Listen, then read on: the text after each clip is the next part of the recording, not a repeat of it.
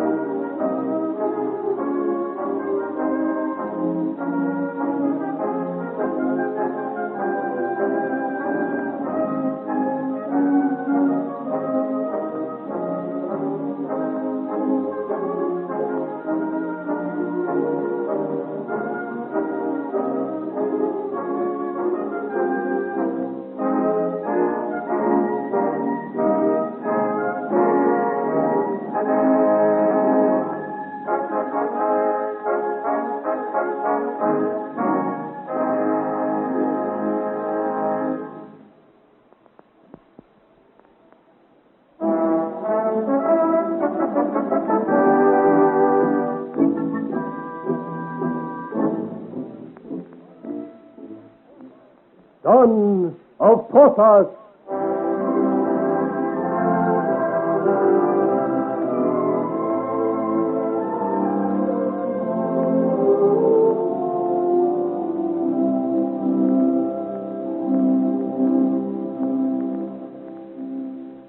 Above the innocent head of Aurore de Tremblay, a battle is raging. Her protectress, the Marchioness de Montespan, wishes to take the child with her to the convent at Clagny. The Duke of Almada wants her to remain at court, and even the king himself, it seems, has an interest in the problem.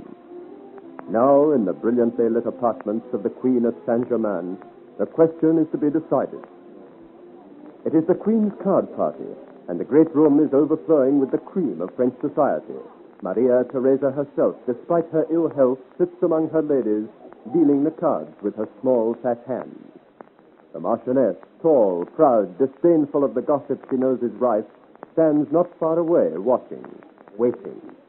And alone by the alcove, the young Aurore stands silent, pale and withdrawn, oblivious to the buzz of whispered scandal and the wagging tongues.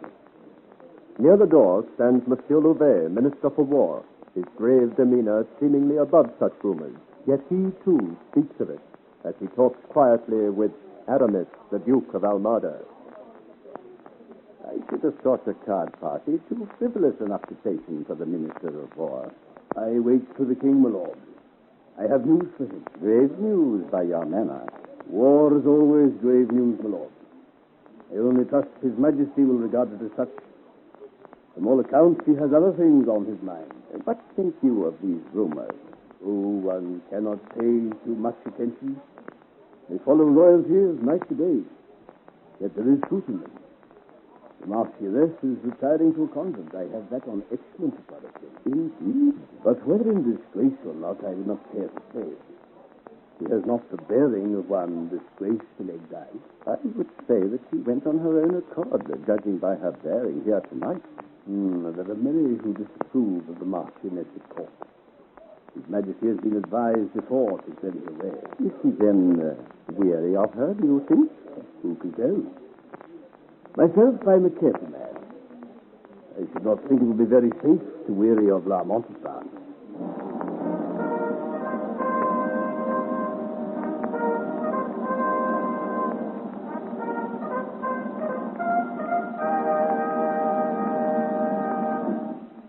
Ladies and gentlemen, the King! Do not let me interfere with your arrangements, madame. Let no one be disturbed. Continue, I pray. Your pardon, sire. What is it, Louvet? I realize His Majesty has much upon his mind. But if you could grant me your attention a moment, sire. I'm attending, Louvet. Sire, I must inform you that the Duke of Lorraine has marched his forces into Freiburg, where he threatens our Alsatian strongholds insufficiently garrisoned, I'm sorry to admit, as our troops have not had time to cross the Rhine on their return from Flanders. Sire, are you listening? Yes? Listening? Certainly, Louvet. But it seems to me more a matter to be decided in council than at the card party. It is of the utmost urgency. We shall endeavor to remedy the evil at the council tomorrow, Louvet. This is the Queen's card party, and my place is beside Her Majesty. Tomorrow, Lord, tomorrow. As you will, Your Majesty.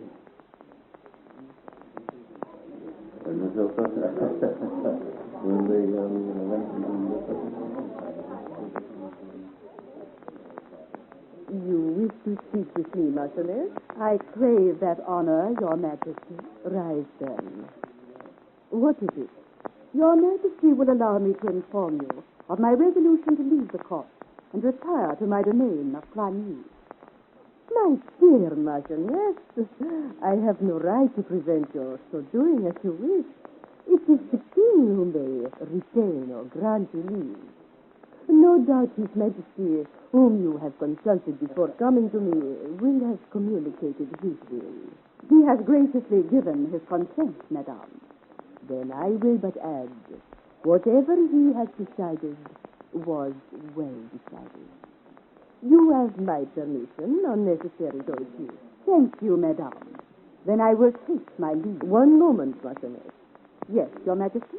Mention has been made to me of a noble orphan young lady whom you have warmly recommended to His Majesty's fancy. I wish to do something for her. Is Mademoiselle de Tremblay here? She is. She stands alone there by the altar. I have sent a message to her. She turns this way. A delicate child, madame, as you will perceive, modest and shy of manner. See how differently she approaches. Such qualities are almost unknown among our Parisians. But especially, nonetheless. I am delighted, sire, to find you so impressed with my protégé. Come nearer, lady. Madame, I do assure you, Mademoiselle de Tremblay needs no help, I thank heaven. You are right, Marchioness. From this moment, she has nothing to fear. For henceforward, she belongs to my household. To yours, madame? To mine, Marchioness. She takes the place left vacant by Madame d'Aiguesserre and will be installed by the mistress of the house into the office tomorrow. Oh, what have I done, Your Majesty, to deserve such honor? Rise, child, and recover yourself. I have been told your father left no property, though he had long and faithfully served the realm. What I am granting, with the assent and from the initiative of the king, is no favor, as you seem to think, but the beginning of reparation. That is all. There is none on earth, madame. I would sooner serve than the Queen of France. Duchess, place Mademoiselle de Tremblay near yourself. It is understood she is not to quit you until we shall have lodged her in the apartment which you will have made ready for her. My deepest gratitude, madame. A gentle soul she seems, sire. And one it gives me pleasure. Thank you for doing so, madame. I am sure you, Marchioness, will rest easier behind your convent wall, knowing your protégé is now in the safekeeping of the Queen herself. It is good to do an action which brings joy to everyone. You are right, madame, and I must congratulate the recipient of your gift. I shall see you again, Marchioness. Indeed, sire, you may count upon that. Are you satisfied, Mademoiselle de Tremblay? Oh, sire, I have not words to thank you. It is not I who should thank, but your friend whose earnest entreaty furnished me with the means of repairing forgetfulness which was growing into a fault. My friend, the Marchioness. It was I, mademoiselle, who ventured to entreat on your behalf. Oh, the Chevalier d'Herblay. The Spanish ambassador, mademoiselle, Duke of Almada. At the Golden Heron, did I not promise you should see me again? Oh, it is to you, then, that I owe this honor. I am your obedient servant. Your friend, if you deem me worthy of that title, and your physician, as you may remember by my experience on the summer highway. Oh, I could never forget it. Nor, alas, can I forget my obligation. The duties of a king are many, mademoiselle, and I shall be accused of neglecting them if I do not stick with all here. My regret at leaving you was only lessened by the knowledge that I leave you with so old and trusted a friend as the Duke of Almada. Farewell, sire. Not farewell, mademoiselle, but au revoir. but I shall return to your side when I have done my duty by the Queen's house. My lord, truly, I am overwhelmed with his honors tonight, and cannot thank you enough for your part in it. Then let me ask one favor in return, mademoiselle. I crave a few minutes hearing, not here or this evening. There are no secrets in such a gathering as this. I crave a private audience. I am more than happy to confer upon you the favor you ask. More so, as I have an entreaty to address to you. Can there be anything lacking from your happiness tonight? I should have thought that you now had all any young girl's heart could desire. With your help, for you can relieve me of the doubt, ignorance which is killing me. Command me as you like, child, but hush. A court function is no place for confidentials. I hear that you are staying with the headmistress of the Queen's ladies until you have your own apartment.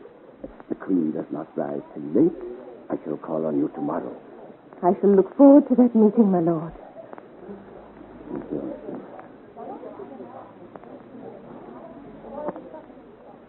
Sire, I wish to speak with you. I thought we had said all we had to say, madame. I wish to offer my congratulations, sire. Upon what? Your scheme for keeping Mademoiselle de Tremblay at Saint-Germain and close at hand.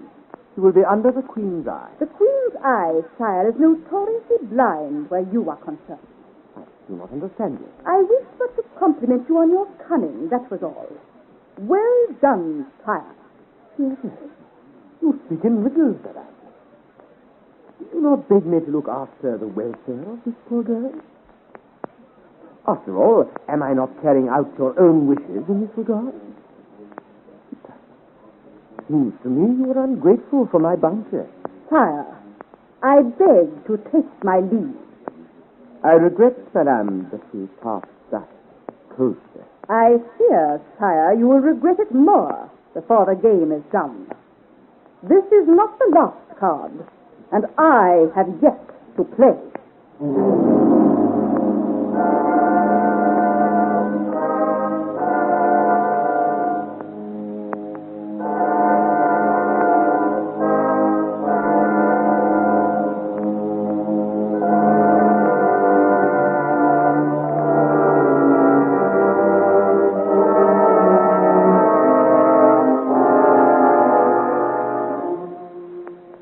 Son of Porthos, adapted for radio by Margaret Dunn from the novel by Alexander Dumas, a George Edwards production.